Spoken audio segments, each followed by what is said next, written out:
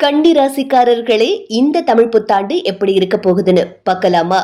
ஆண்டின் தொடக்கத்தில் இருந்து பொறுமையோட இருந்து திட்டமிட்டு காய் நகர்த்தினா எல்லாம் சக்சஸ் தான்.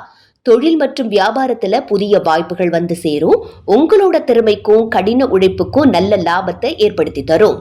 நிதிநிலை பக்காவா இருக்கும். அதே நேரத்துல ராகுவோட தாக்கத்தால தேவையில்லாத முதலீடுகளை தவிர்த்து சரியான முறையில திட்டமிடல் செய்யறது ரொம்பவே நல்லது. குடும்ப வாழ்க்கையில மகிழ்ச்சியான விட்டு கொடுத்து போன்ற அழகான தருணங்கள் அதிகரிக்கும். வாழ்க்கையின் துணையின் ஆதரவு தொழில் முன்னேற்றத்திற்கு உதவும் என்றே சொல்லலாம். ஆரோக்கியத்தை பொறுத்த வரைக்கும் பெரிய பாதிப்பை ஏற்படுத்தாது. அப்படின்னாலும் உடல் சார்ந்த பிரச்சனைகள் சின்னதா வந்தாலே கவனிக்கிறது ரொம்பவே நல்லது.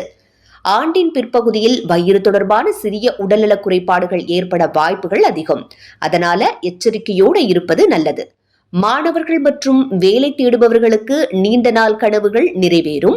வேலை செய்யற இடத்துல மேலதிகாரிகளோட பாராட்டு நிச்சயம் கிடைக்கும்.